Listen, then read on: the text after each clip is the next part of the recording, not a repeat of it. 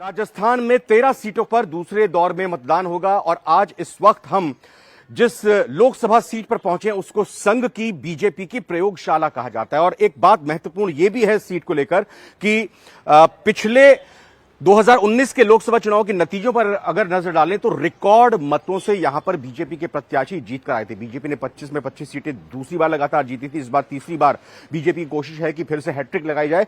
तो हम 2019 की बात करें तो 6,12,000 के देश में जो नतीजे लोकसभा चुनावों के सीटों के आए थे उसमें चौथे नंबर की ये बड़ी जीत रही थी बीजेपी की तरफ से। हालांकि इस बार कैंडिडेट को बदल दिया गया है। पिछली दो बार से 14 में और 19 में सुभाष बहेड़िया यहां से सांसद रहे, लेकिन इस बार पार्टी ने दामोदर अग्रवाल पर दांव आजमाया है। और आज हमारी कोशिश है कि दामोदर अग्रवाल जी के साथ भीलवाड़ा के क्या मुद्दे हैं, कैसी उनकी तैयारी चल रही है, क्या उनकी पूरी प्रक्रिया रहती है, वो जानने की कोशिश करते हैं। दामोदर अग्रवाल जी बिल्कुल सुबह सुबह का वक्त है, तैयार हो चुके हैं। कोशिश करते हैं उनसे मुलाकात करेंगे, उनसे बात करेंगे। आइए चलते हैं।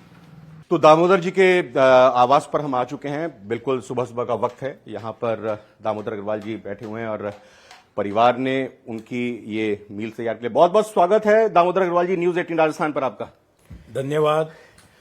देर रात तक चुनाव प्रचार और फिर सुबह एकदम उठकर ये नाश्ता हल्का करते हुए और चेहरे पर वही खुशी, ये क्या वजह है? मतलब जनता का इतना सहयोग मिल रहा है या फिर पूरी दिनचर्या और खानपान इसका कारण है? मैं 50 वर्षों से सार्वजनिक जीवन में हूं। 50 वर्ष बाद पार्टी ने मुझे अवसर दिया है। इस कारण 50 वर्षों के संपर्क संबंध और लोगों के व्यक्तिगत कार्यों में मेरी रुचि के कारण पूरे लोकसभा क्षेत्र में हजारों लाखों लोग जिस तरीके से मुझे प्यार दे रहे हैं, समर्थन दे रहे हैं, मैं उससे अभिभूत हूं। और उस प्यार और समर्थन के कारण मेरे को थकान लेश मात्र भी अनुभव नहीं हो रही है। ये अलग बात है कि मेरी नींद 3 से 4 घंटा हो रही है, तो उसके लिए मैं हल्का नाश्ता ले लेता हूं। आप देख रहे हैं कि लेकिन एक बात बताइए कि पिछली 2 बार से बीजेपी बड़े मार्जिन से जीती और पिछली बार तो जीत का चौथी बड़ी जीत का रिकॉर्ड बनाया था और भीलवाड़ा को बीजेपी की संघ की प्रयोगशाला के तौर पर भी कहा जाता है। ऐसा क्या नींव मजबूत की हुई है, क्या जादू यहां पर किया हुआ है और क्या वो जादू बरकरार है? निश्चित रूप से भीलवाड़ा जिला खासतौर से राष्ट्रीय स्वयंसेवक संघ का बहुत बड़ा केंद्र है। संघ का, हिंदू विचार का, राष्ट्रीय विचार का यहां बहुत बड़ा प्रभाव है और यहां के कार्यकर्ता और मतदाता इस विचार से बहुत प्रभावित हैं। ये डाइट आपकी सुबह के वक्त यही रहती है, हल्का भोजन, नमकीन दलिया है, ओट्स है? नमकीन दलिया है, कभी ओट्स भी ले लेता हूं। बस इतना ही लेकर निकलना पड़ता है क्योंकि नींद कम होती है तो खाना कम ठीक रहता है। तो रास्ते में जहां कार्यकर्ताओं से वोटर्स के पास जाते हैं वहीं पर ही फिर भोजन करते हैं या फिर घर से पैक करके लेकर जाते हैं? कार्यकर्ता के बीच ही करता हूं। घर से ले जाने की इच्छा जरूर होती, लेकिन उससे ज्यादा इच्छा कार्यकर्ता के बीच बैठकर जो वो खाते हैं वो खाने का इच्छा होती है। परिवार का इस दौरान बड़ा सहयोग देखने को मिलता होगा कि लगातार, चूंकि 50 साल से सक्रिय तौर पर आप राजनीति में रहे हैं, प्रदेश महामंत्री भी आप मौजूदा वक्त में भी हैं और अब चुनाव के दौरान तो 24/7 आप लगातार काम में जुटे हुए हैं। तो परिवार को कितना वक्त दे पाते हैं और कितना सहयोग? परिवार को वक्त तो मैं नहीं दे पाता हूं, नहीं के बराबर दे पाता हूं, लेकिन परिवार का जो मेरे प्रति प्यार, समर्पण है, मैं उसके बिना आगे नहीं बढ़ सकता था। तो अब अगला पड़ाव आज कहां है प्रचार करने का? आपका क्या कार्यक्रम है? मैं आज अभी ईरास आसीन से अपना चुनाव प्रचार प्रारंभ करूंगा। रात्रि को 12 बजे तक लगभग मेरा फील्ड में प्रचार रहता है और भीलवाड़ा और लोकसभा की लगभग 450 पंचायतों में से मैं लगभग 400 प्लस पंचायत को कवर करूंगा। ईश्वर की दर पर कोई व्यक्ति अमूमन जब कोई दुख होता है तभी आता है, कोई परेशानी होती है तभी आता है। तो किसी तरह की दिक्कत, किसी तरह की परेशानी या फिर क्या वजह है? ईश्वर के सामने शीश नवाना हम सबकी दैनिक जिंदगी का हिस्सा है और ईश्वर तो कृपालु है ही। जब खुशी होती है तो भी ईश्वर को नमन करके काम प्रारंभ करते हैं और निश्चित रूप से जीवन में कभी कोई ऐसा मोड़ आता है तो भी उसी से तो दया की याचना करते हैं। 26 अप्रैल को भी एक वो मोड़ आने वाला है, जनता का आशीर्वाद मिलता हुआ दिखाई दे रहा है क्या? मुझे 1% भी शंका नहीं है। 100% भीलवाड़ा लोकसभा क्षेत्र के मतदाता, आम नागरिक, आबाल वृद्ध, यहां तक कि बालक जिनके वोट नहीं है, वो भी मेरे लिए दुआ कर रहे हैं कि दामोदर जी को 50 वर्ष की सेवा के बाद पार्टी ने अवसर दिया है, तो ये बहुत बड़े अंतर के साथ चुनाव जीतें। सब लोग ऑटोमेटिक स्वयं प्रेरणा से लगे हुए हैं। 8 विधानसभा सीटें आती हैं लोकसभा में, इनमें से 7 तो आपके भीलवाड़ा की हो गई, 7 पर बीजेपी, क्योंकि एक को निर्दलीय जो लड़े थे उनको समर्थन मिल चुका है। एक जो सीट बूंदी जिले की है, हिंडौली, वहां पर कांग्रेस के अशोक चांदना जी हैं। कुल मिला के समीकरण विधानसभा की कांग्रेस बता रही है कि कांग्रेस ये कह रही है कि विधानसभा में जो नतीजे आए थे उसको देखा जाए तो 13-14 सीट वो जीतने जा रहे हैं। बीजेपी इस पर हैट्रिक नहीं लगाने वाली है। यहां का समीकरण और पूरी 25 सीटों का समीकरण क्या है? दिल बहलाने को गालिब ख्याल अच्छा है। कांग्रेस इसी गफलत में रहे, हम भी यही चाहते हैं। राजस्थान की 25 से 25 सीट प्रचंड बहुमत से भाजपा जीत रही है। मैं सांसद प्रत्याशी के साथ प्रदेश का भी महामंत्री हूं। मुझे प्रदेश का फीडबैक मालूम है और पूरे देश के अंदर जो 400 पार का नारा है, आप देखना परिणाम के बाद जनता उसे आशीर्वाद देगी। आगे बढ़ते हैं, लेकिन यही कांग्रेस की तरफ से कहा जा रहा है कि भाई सिर्फ बातें की गई, काम कुछ भी नहीं किया गया। महंगाई और बेरोजगारी, ये 2 ऐसे मसले हैं, महंगाई और बेरोजगारी, जो 2 ऐसे मसले हैं जिनको लेकर लगातार वो केंद्र सरकार पर और बीजेपी पर हमलावर है। स्टार्टअप इंडिया से लेकर विश्वकर्मा योजना तक, रेहड़ी वाले से लेकर सब्जी बेचने वाले तक, आम गरीब आदमी की जिंदगी में जितना काम भारतीय जनता पार्टी और नरेंद्र भाई मोदी की सरकार ने किया, उतना काम मैं नहीं समझता कि आज तक किसी राजनीतिक दल ने किया है। तभी तो आज आम गरीब, किसान, मजदूर, युवा, महिला मोदी भक्त होकर, मोदी जी के समर्थक बनकर मोदी को आशीर्वाद दे रहे हैं। आपकी गाड़ी, आपका कारवां तो यहां पर खड़ा हुआ है, आज क्या ई रिक्शा पे सवार हो गए?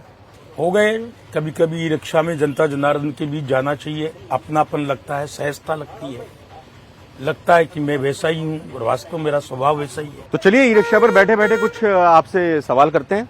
एक सवाल ये है जो लगातार यहां पर उठ रहा है कि भाई पिछली 2 बार से सुबेश बहेरिया जी यहां से चुनाव जीतकर आए और ये वो सीट है जिस पर बीजेपी ने प्रत्याशी के नाम का ऐलान बिल्कुल अंत में किया, आखिर वक्त में किया। इसके पीछे क्या कारण था, क्या रणनीति थी? आला कमान टिकट का फैसला करती है संसदीय बोर्ड, वो अलग बात है, लेकिन क्या इसके पीछे कारण था? इसका कारण तो आला कमान बताएगा। सुभाष जी बहेड़िया हमारे अभी सांसद हैं, बहुत ही सम्माननीय नेता हैं, बहुत ईमानदार और बहुत ही साफ सुथरी छवि के नेता हैं। 4 बार पार्टी ने उनको लोकसभा का, 1 बार विधानसभा का टिकट दिया है। अब पार्टी परिवर्तन करती भी है। यहाँ ऐसा तो है ही नहीं कि 3 पीढ़ी से एक खानदान चुनाव लड़ता रहे। नहीं, जब एक बार बताइए, हैट्रिक आप राजस्थान में बनाने की बात कर रहे हैं, हैट्रिक केंद्र में बनाने की बात कर रहे हैं, तो सुभाष बहेड़िया जी को तो हैट्रिक बनाने का मौका मिलना चाहिए था ना? सुभाष जी बहेड़िया 3 बार सांसद, पार्टी का चेहरा तो कमल का फूल ही है ना। उनकी हैट्रिक लग चुकी है, 3 बार सांसद रह चुके हैं। आपका खाता खोलने के लिए आपके साथ घूम रहे हैं वो? बेशक घूम रहे हैं, उन्हीं समर्थन है, पूरा प्यार है, 100% समर्थन है, हर प्रकार से साथ है, दिन में भी साथ मिलेंगे, आप आइए। विठल शंकर जी जो भीलवाड़ा से विधानसभा में चुनाव लड़े थे और उनके खिलाफ पार्टी के ही एक कार्यकर्ता अशोक कोठारी जी ने बगावत करते हुए इंडिपेंडेंट चुनाव लड़ा, चुनाव जीते। अब वो शामिल हो चुके हैं, या यूं कहेंगे समर्थन बीजेपी को दे दिया है। 2 दिन पहले बीजेपी के कार्यालय में ही आपस के कार्यकर्ता ऐसे भिड़ गए थे कि जिसमें ऐसे ऐसे नारे लगे, जिसको लेकर कहा गया कि भीलवाड़ा में क्या बीजेपी में सब कुछ ठीक है। आपने कैसे संभाला उस स्थिति को? देखिए, पहली बात तो अशोक कोठारी बागी नहीं थे, वो तो एक समाज सेवी थे, गोभक्त थे, उद्यमी थे। विचार परिवार के कुछ लोग चाहते थे कि वो चुनाव लड़े, इसलिए उन्होंने चुनाव लड़ा और जनता ने उनको आशीर्वाद दिया। हम अभी हमारे परिवार का विस्तार करने के लिए सभी लोगों को पार्टी में ले रहे हैं जिनकी छवि साफ सुथरी है। उसी के तहत अशोक जी कोठारी को भी लिया गया, सबकी सहमति से लिया गया, और जिस समय उनको लिया गया सार्वजनिक मंच पर और माननीय मुख्यमंत्री जी के सामने लिया गया है। छोटी बात नीचे जो आती, कभी कभी कार्यकर्ता इन चीजों को एडजस्ट नहीं कर पाते हैं, लेकिन आपने ये भी देखा होगा 2-3 मिनट में सब कुछ ठीक हो गया। उसके बाद 2 घंटे तक कार्यक्रम चला है। माननीय विठल शंकर अवस्थी जो हमारे विधायक रहे हैं, उनका भी उसके अंदर मुझे आशीर्वचन रहा है और मुझे पूर्ण सहयोग कर रहे हैं। आज की इस आसीन विधानसभा में वो वहाँ की इंचार्ज है, अभी मेरे साथ है दिन भर। भीलवाड़ा टेक्सटाइल हब इस को कहा जाता है और अगर यहाँ की जनता आशीर्वाद देती है, आपको चुनती है, तो भीलवाड़े के लिए क्या किया जाएगा? क्योंकि पिछली सरकार ने टेक्सटाइल हब के तौर पर कहा कि हम इसको बनाएंगे, फिर जोधपुर ले जाने की बात हुई, ना जोधपुर को टेक्सटाइल हब बन पाया, ना यहाँ बन पाया। इसका एक बड़ा कारण होगा कि भीलवाड़ा का नाम आज भी है और ज्यादा बड़ा नाम होगा, रोजगार के अवसर भी सृजित होंगे। तो इसको लेकर आपकी क्या प्लानिंग होगी अगर आप सांसद चुने जाते हैं तो? संयोग से मैं भारतीय जनता पार्टी के कार्यकर्ता के साथ टेक्सटाइल उद्यमी भी हूँ और यहाँ की टेक्सटाइल फेडरेशन का अध्यक्ष भी हूँ। मैं इस सारी बातों से अपडेटेड हूँ।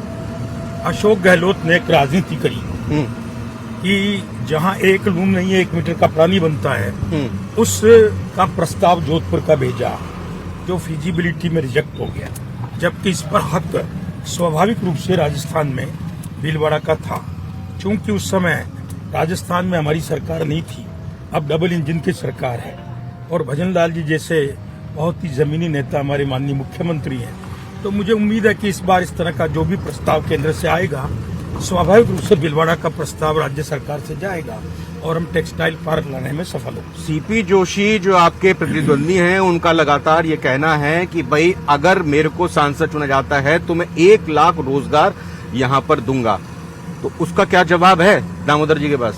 प्रश्न यह है कि कांग्रेस के लोग क्या कहते हैं वो जाने, पर जनता उन पर भरोसा नहीं करती।